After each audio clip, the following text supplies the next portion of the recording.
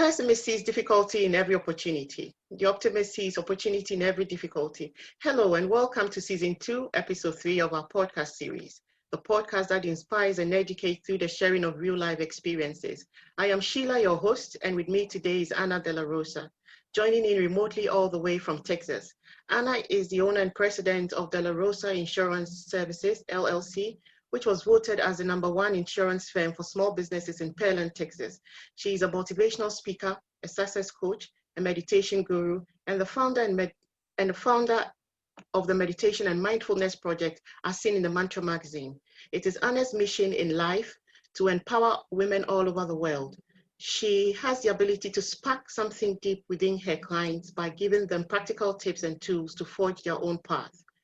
She also has a book coming out this year in 2021. Anna says, and I quote, "The only thing standing between you and your goal is the story you keep telling yourself as to why you can't achieve it." Hello, Anna, and welcome to Podcast with SHEILA. Oh, hey, how are you doing? Doing great. So glad to be here. Good deal. Yeah, I'm glad. How are you? Yeah. I'm great. I'm great. I'm glad you were able to make it. You know, it's funny with the time change and the time differences. Isn't that great? Yeah. Who would ever know that it's 2 here and 8 there? So how was it? Is it 6 minutes? 6 hours, sorry. Is it 6 hours? I think so. So we'll be going to bed while you still have your life going on. Exactly. Isn't that great? That's why it works, because I like to do things later. Oh. Do you work in the night? Are you the person that likes to work late in the night? I am. Just like me. Yeah. Just like me. When the quiet is in and everywhere is quiet and peaceful, you're able to work better. Yeah. Yeah, and trying to get prepped for a live or interview or something, I literally have to get everybody out from everywhere that I'm at, because everybody's crazy. They always interrupt, and they always do something absolutely nuts. I get it. So how was Christmas in Texas? Oh, it was great. We have so much fun. Okay. Every year I get a little bit better because I'm the one that preps from my house, like with my mom and my dad, and then I get my brothers together, and then they get their kids and everything. So I kind of like do all the presents and do all the planning and have all the fun. So next year I already know what I'm going to be doing, and I'm going to deck it out. I'm going to have everybody dress up in ugly sweaters. I'm going to make my dad dress up in a Santa outfit. Great. Yeah. He doesn't know it yet. Yeah. Good. And you know what? This is the first year that my father has come to me personally and said, "You really did a great job this year." Wow. Oh my God. I went, "Oh, Dad! I can't believe this. This is like crazy. Like nothing impresses him. Like you're always trying to get him to have a reaction." Wow. Then you outdid it then. Then you did a good job. Yeah, I did. Wow, good. So it was great. Yeah, good. Can you walk us through your trials and tribulations as you went through divorce transition and how you turned it around into a success story? Well, you know, I have been married since I was 18, and we started dating at 15. Yeah. Wow. And we had Hannah at 24 years old, and then we separated at 38. My divorce just finalized like 4 or 5 months ago. So we've been separated. Yeah, 2020. It was the final. But the reason why we did that is because first, we have a little girl together, and she's 18. Okay. And I did not want to be completely out of the loop and not being able to make decisions. Exactly. And I did not want her to feel like it was totally separation yet until she was going to graduate from high school. Okay. And so literally, he didn't plan it this way. I didn't plan it this way, but this is the way it went. So literally we separated, and I'm kind of like a nomad. I go from Houston to Pearland to Bay City, which where my parents live. I travel. I stay in hotels. I haven't stayed in my car yet, but I'm just kidding. I'm just kidding. But I literally have made it to where, because I was in a relationship for so long and didn't even know about being me or having a say, or, just kind of being the typical back in the day Susie homemaker, but I wasn't the one that was cooking and all that. I was a business person. I was the one out there, but I never caused any issues. I just kind of went with everybody and was a people pleaser. So after a lot of work that I've done on my insides and my mental and just clarity and everything, I have gotten to the point to where I've recently closed my insurance firm down for 2021 after 9 years. And I am doing coaching and all of the things, social media and influencing 100%, because that's my passion. And I already lived that part of my life building the firm. And then now I'm in a new segment. So I am, I have literally, once our divorce finalized, I had a lift and was becoming visible now. Before, I was behind the scenes working it all the time, doing posts, doing quotes. I would never show up live. This is only like my third or fourth one to do this year, ever. Yeah. So it's been a growth, but yet I would not have changed anything different, because I needed these steps in my journey to get to where I am today and to be able to teach people and be knowledgeable. Does that make sense? It does. It does. It does. It does. So you have just drifted apart in the relationship for that long. You've just drifted apart.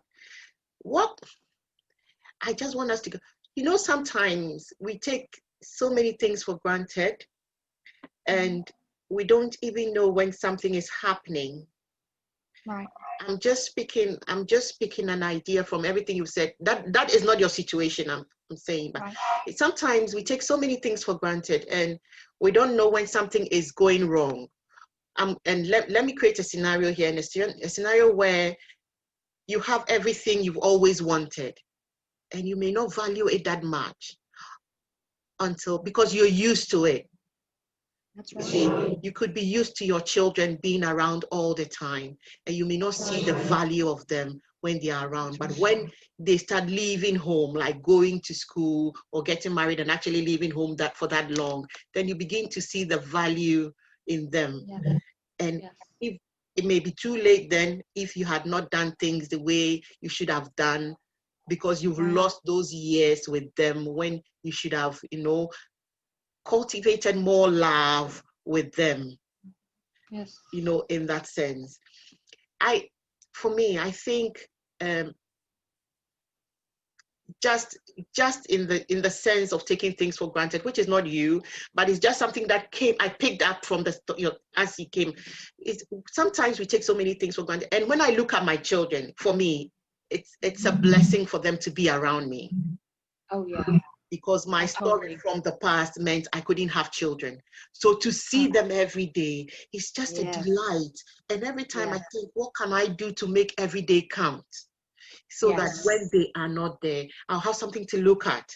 Not just the pictures, but just great memories and the fact that I cherished them and they cherished me so much. Sometimes I'm just then they can ask for kisses and hugs over 20, 30 times a day.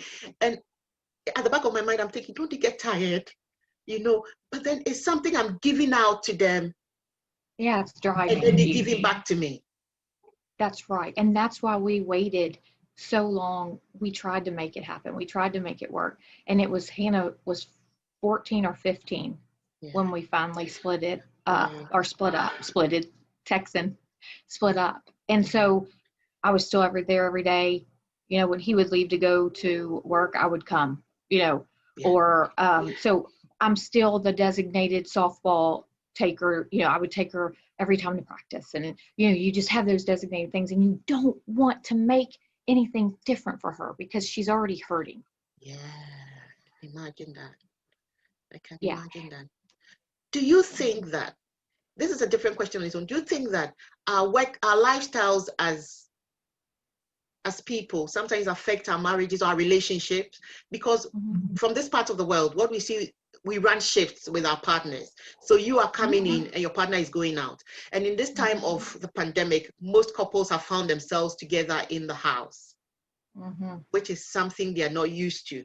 Because that's right. Yeah, and it's causing a lot of rifts because they are not used to each other being in the house all the time, and it's causing a lot of rift. You keep running into your partner all the time, and it's not been the part of you. It's not been the norm. So then it becomes strange, but you have to manage to live with it. Do you think that our lifestyles? Okay, let me ask it this way: what do you think we can do for the sake of the listeners and those listening, because we know it's a pattern. Men, one partner goes out at this time, and when he's coming in, the other partner is going out, and the children don't even get to see the family unit as mom and dad at the table and eat. They don't get to see that. What advice do you think you can give to a couple that has that kind of lifestyle? Man going out and woman coming in. What can they do to firm up the family? What advice do you think you can give to such people to firm up?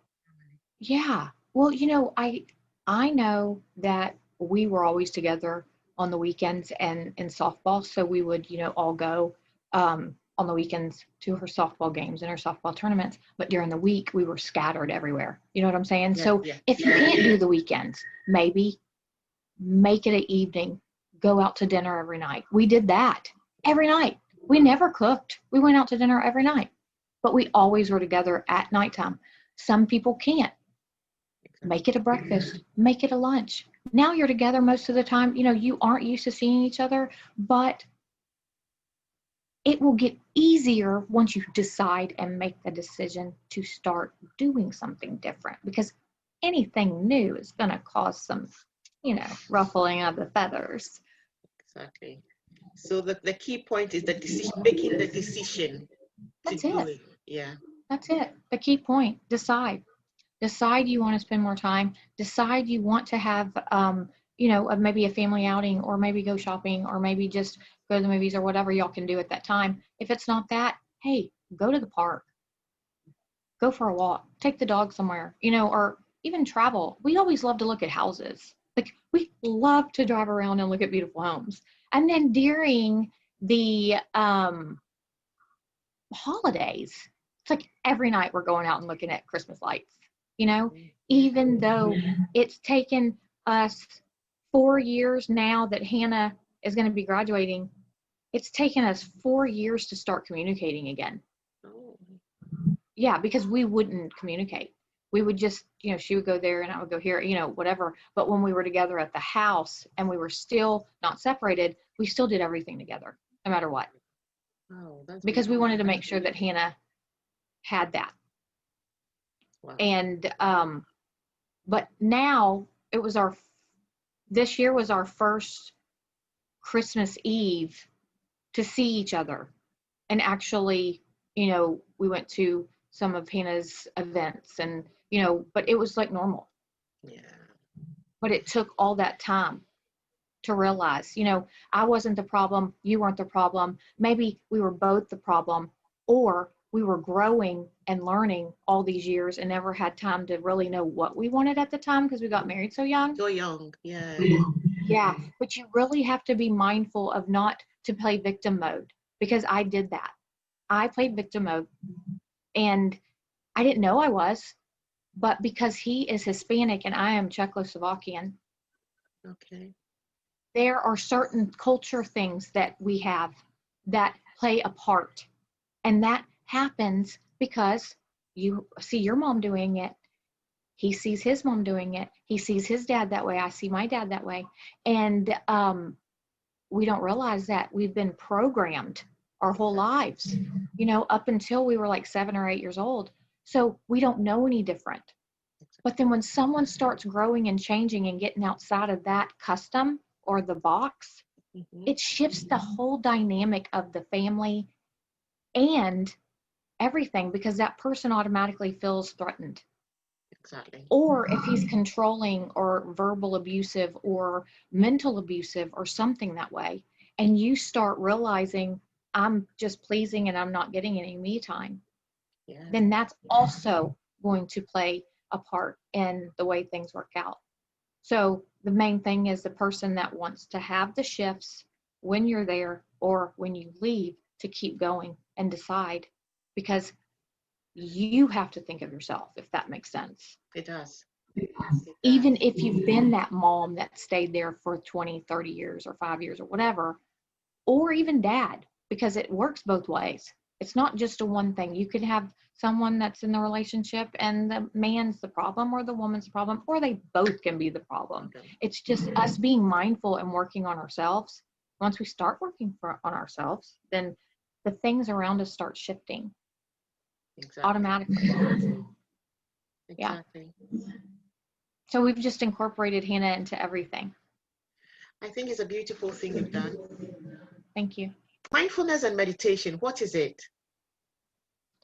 It's actually something that saved my life, because I was building I'm in my 9 to 5, and then I stopped doing that, and then I'm building my business, and you're go, go, go, go, go. You don't ever think that you need to stop and take time for yourself.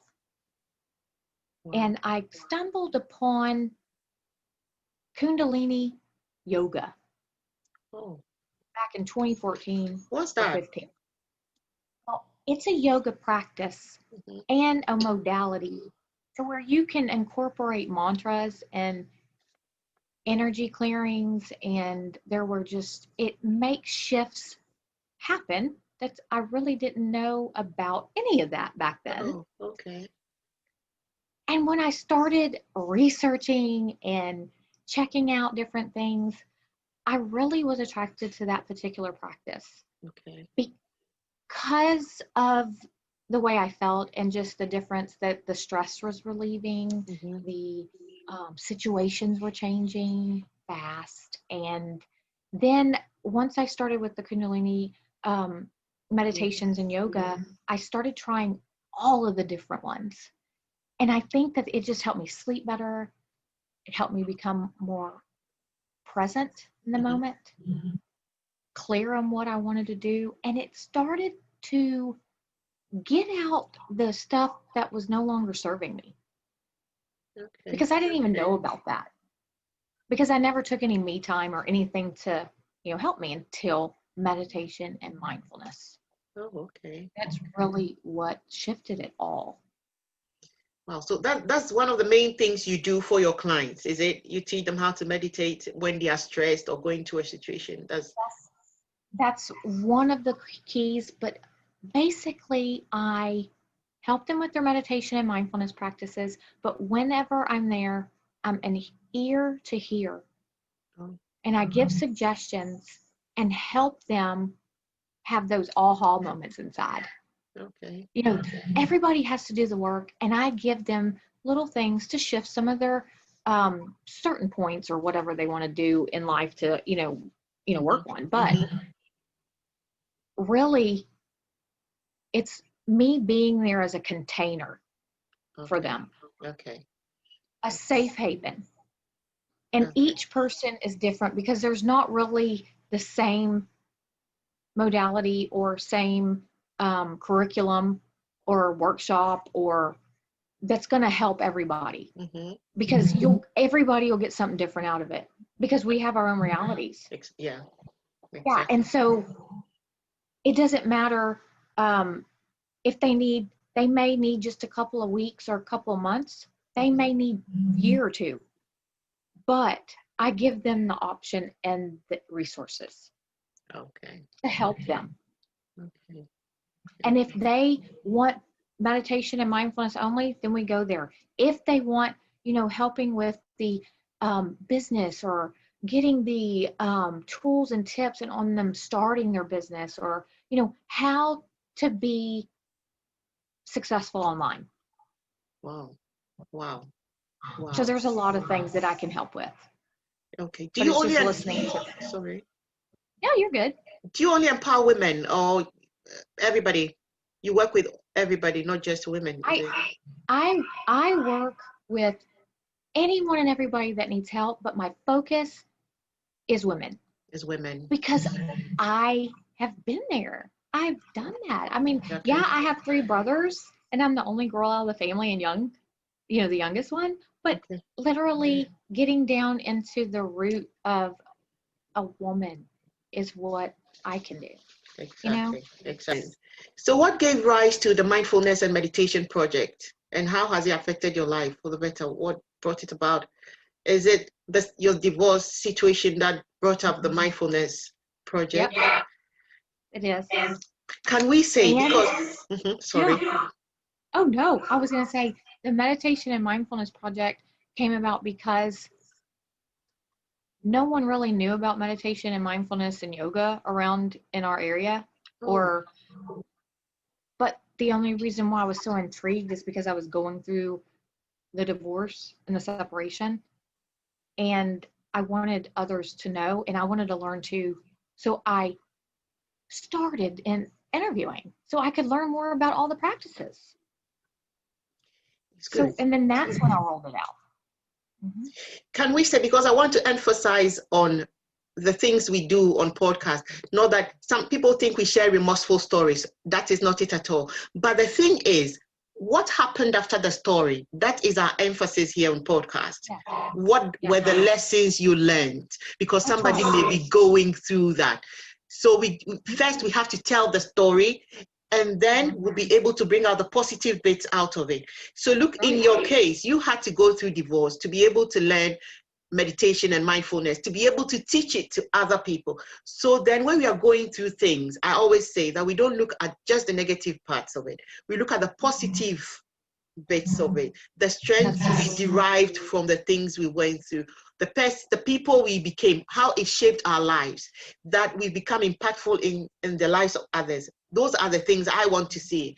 And those are the things I want to bring out through this podcast, for people to know that you may be going through that. Don't look at the negatives, because troubles and trials will always come. But when they come, what do you make out of it? Are you just going to sit down and wallow in the sorrow and in the pain? Or you're going to make something positive out of it, so that you will become an asset and not a liability. So that's the main thing for podcast with SHEILA. Beautiful. That is so beautiful. And you know what? I literally left the main reason behind me starting my business and me getting on my journey of self-discovery was my brother committed suicide in 2011. And that was the turning point. That next month, I quit my 6-figure, my major, career investment, and I started my own insurance firm. And I used my tragedy into triumph, and I used my hurt into goals and production and building myself. But I was still married. I didn't even have a clue about me not being with him at that point. But that's what was the very first stepping stone of me stop people pleasing. Wow. Wow. For me, if you ask me, I would always, not like going through trials is a good thing to me, but I always choose it over everything. Because through that, I learn experience. I build up my tenacity. I'm able to toughen up myself. I learn my experiences. When I was growing up, I was shielded. I came out from a family that my mother would shield me. So I grew up with the idea that everybody around me is good. You get it? That nobody will harm me if I've not harmed them. That was my idea growing up, like my concept. So I will not, if I'm not doing wrong to you, I don't expect you to do wrong to me. But I had to learn it the difficult way, that it is when you're not even doing anything to them, that is when they want to do you wrong. That's right. I've had to learn it the difficult way. So for me, every stage of my life has been a learning process. Me too. And it's been a shock to me, because I wasn't taught that way, to know that people are not the way you see them. they may come very nice to you, but they may come to hurt. You get it? So I've had to learn to build my bridges and my walls and everything in the difficult. I've learned the difficult way. I was just a novice growing up in everything, every part of my life. I was just a novice. So for me, if you take experiences and trials, and I'll pick that over anything, because that is how I learn. Yes. I totally get it. Yeah. And that's how I've learned all of mine, because yeah, someone can show you or teach you, but until you walk through the shoes, exactly, I don't think you really get it. Exactly. You know what I'm saying? Yeah. And because this meditation and mindfulness and all of the different energy practices that I have adopted and helped show others has helped me fill out who is good in my life and not. Exactly. I'm able to sense and get a more of a intuition and a little nudge, or whatever your way of knowing is. But that's helped me, the meditation and mindfulness. Wow. Mm-hmm. Wow. Wow. And it's needed. It is. Mm-hmm. If it can actually solve a problem, then I think it's so needed, and it's so needed. Wow. You've done a good job for yourself, really. And I'm glad that you've had to learn to be able to help others as well, like other people going through that. Yeah. No. It's a good thing to always be a blessing, or to be a source, an inspiration, or to be the one that people can come to for succor, for help, for motivation. I think it's a great place to be when you find yourself. And I noticed like when I was younger, people would come to me, and then, once I got older, people would come to me, but I didn't know how to put a bubble up around me where I wasn't sucked into the ones that had a motive, or, so that's a big thing to look at too, that some people don't have a clue about that. Yeah. I never had a clue about that too. Yeah. I didn't have a clue about that. I just had to learn as I went along to know who is you get it, as I went along. My God, I'm glad you really came today. So standing, I love you. Yeah. So me. Wow. Standing in your truth to be able to navigate through life and business. Can you shed more light on that phrase? Well, authentic and being real, and growing up, everybody, you can't do that. Why are you doing that?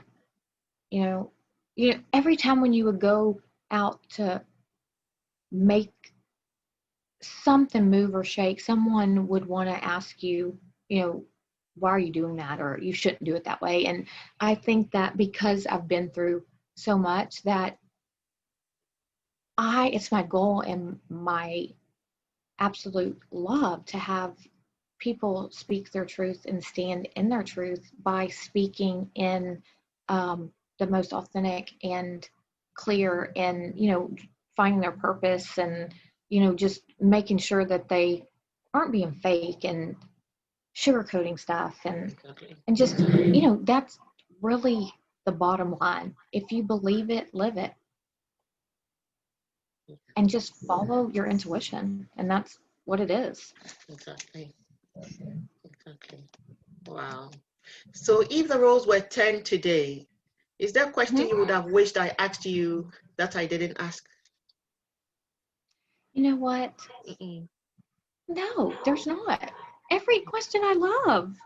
Wow. Because I like when you bring the questions to me, because it's your show, and I want you to be able to ask whatever you feel. And if there wasn't one that was here today, then it wasn't supposed to be here. Good. Right. That's right. You hear my Texan accent? That's right. Yeah, that's right. Okay, so where can our audience connect with you? Yes, I'm on Instagram all the time.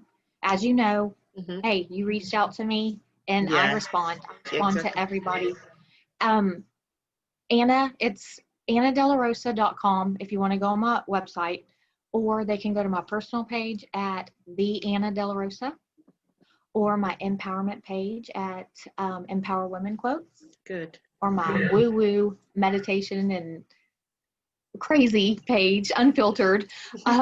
It's Manifesting Junkie on Instagram. And then my dog has one, so I have to share him. He's at Chance.the.boxer. Yeah, he's fun.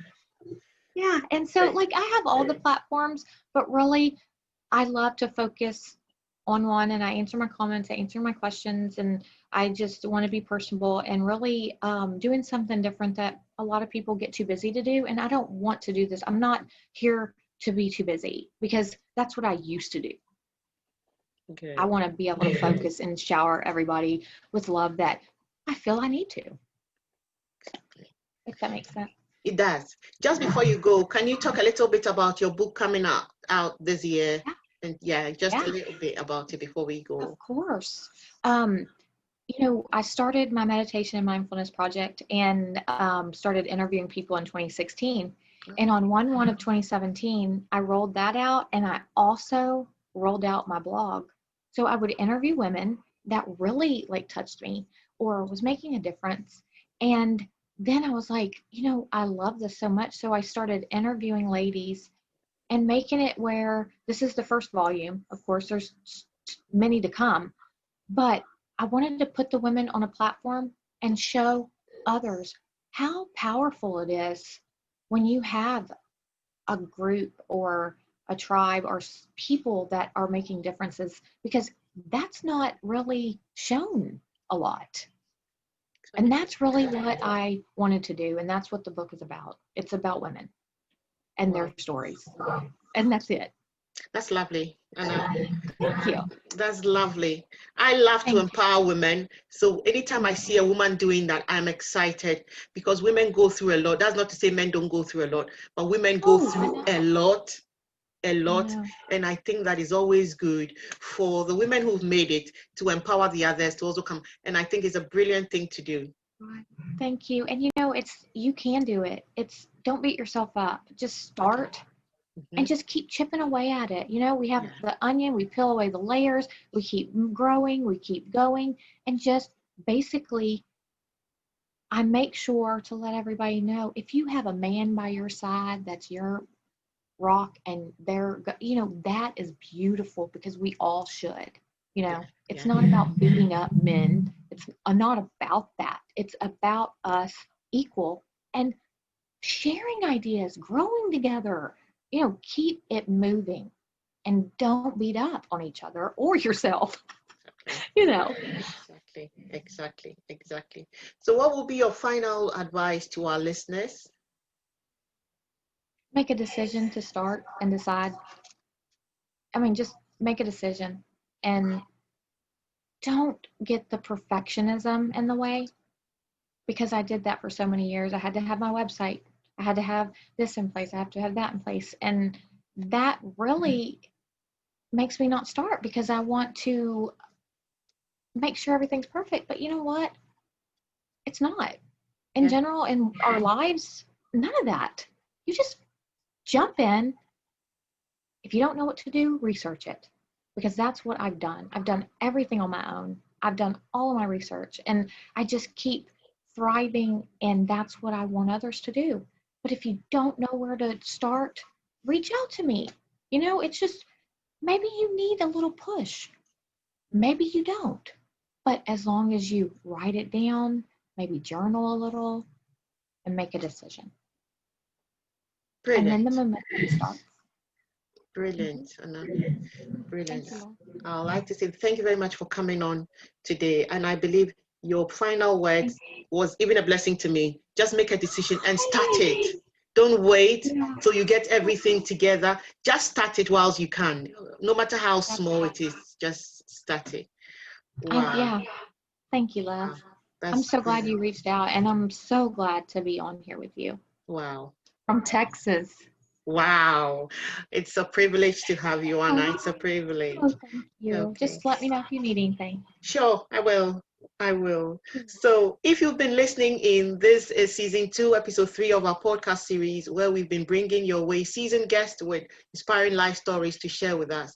Do not miss out on these lovely experiences. Subscribe and be notified when a new episode is released. We have a video presentation of this show on our YouTube channel if you would like to see us in pictures. Just search Podcast with SHEILA on YouTube and you will find us. On this note, we would like to say a massive thank you to all our listeners from the 17 countries around the world. This show continues to grow stronger and stronger because of your support. Podcast with SHEILA is aired on 7 listening platforms: Apple Podcasts, Google Podcasts, Spotify, Breaker, Overcast, Pocket Cast, and Radio Public. Please don't forget to subscribe, like, and share this episode if you were inspired by it. Have a brilliant week ahead. Until we meet again in a fortnight, Happy New Year.